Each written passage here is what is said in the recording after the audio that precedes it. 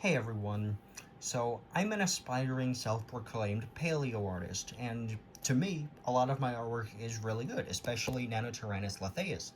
Lancensis here, sorry. Lancensis, not latheus. But even despite that, it's not quite to the professional work of people like Charlie Worthington, or Jonathan Metzger, or Mark Whitten, or Jason Poole. Now, a good way to practice drawing any animal, extinct or alive, is by drawing from life, which I don't usually do. I prefer to draw from memory, but today I'm going to be drawing from life. I'm going to make a still life with some of my fossils, something that I usually wouldn't do because the still lifes are just somewhat boring to me. But I'm going to do that on this tinted paper I got from the bookbinding class at the Art Academy of Cincinnati. I've got a lot left over, so I'm going to be breaking a couple norms on this channel today. Oh, do I want coppi, or falcatus, or pristodontis, or bastani? Could like a brachiopod work? I guess coral. Coral would actually be more interesting. Oh, which additional reptile to throw in? Globidens works, I guess.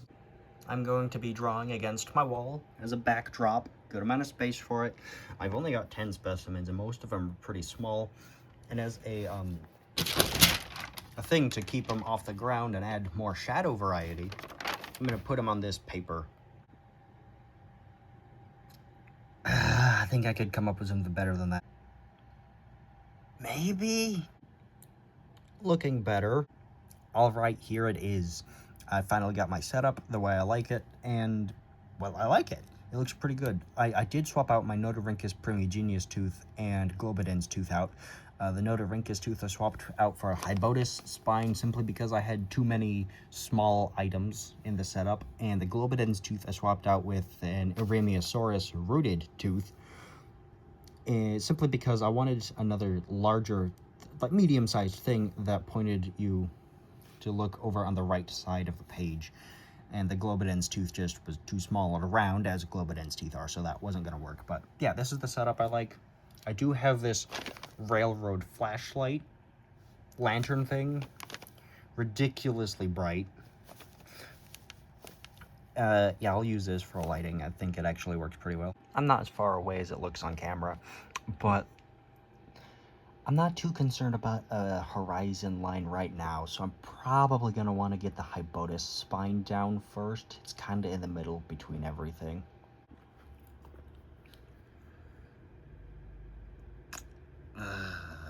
Got the Hybotis spine done, working on the Meg tooth now. There's a school bus outside. I don't know if you can hear that. One problem I'm actually having with drawing in life in general is it's hard for me to get the proportions of something correct when when I don't have everything drawn on, specifically between the Hybotis spine and Crocodilomorph vert. It's a little bit different than how I have it drawn. Got the general sketch done, did a little bit of detailing on the Tylosaurus rib and Ototus megalodon tooth. It's fine, there's way too much space between the Hybotis spine and Mosasaur tooth, but again, that's just an issue I have when it comes to drawing from life. Anyway, time to detail the rest of these guys.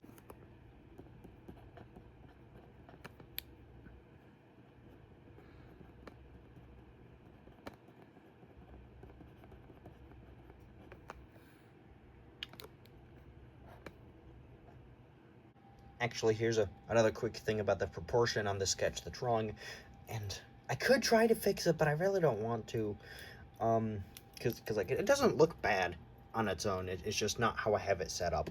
The Eremiosaurus tooth, the root of it anyway, is hidden behind the Squalicorax basani tooth, and it's hard to tell how much or how far back the tooth goes in the sketch. About halfway down the tooth, I guess, but you really can't tell from this particular drawing.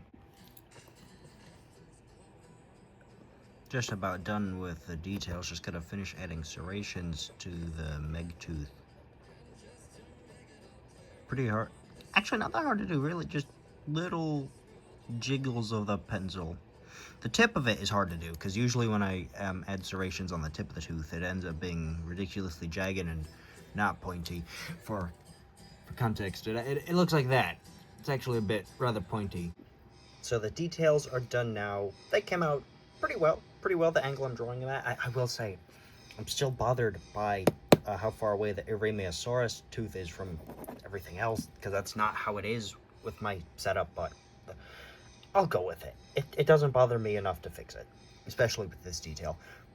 So I'm going to treat this like any ordinary piece of paleo art I make. I'm going to shade it to the same quality that I will, that I usually go with. And I'm not going to color this. I'm not going to end up coloring this one. I want to treat it like just a quick study. And I'm also not going to go over it with micron pens. That would suck with the serrated shark teeth. So yeah, those are the next steps. So I do have my train or railroad flashlight lantern thing here for light, because right now it's, what time is it? Right now it's 3:54 p.m. It's a pretty decently sunny day. There's some cloud, but overall rather flat, very monotone shading. This is the flashlight mode, and very bright, but with my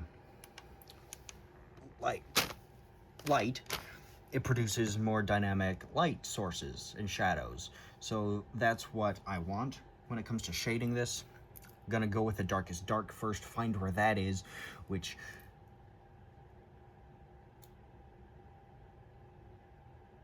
should I add the wall? Screw it, I'll add the wall, but that's gonna be like down here behind the Tylosaurus rib, and also on it projected from the shark spine and crocodile vert.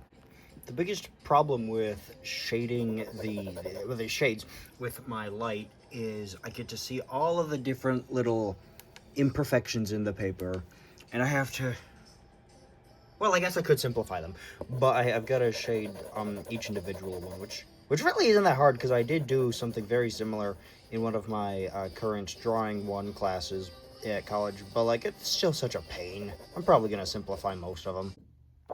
So here's the finished still life. It's not bad.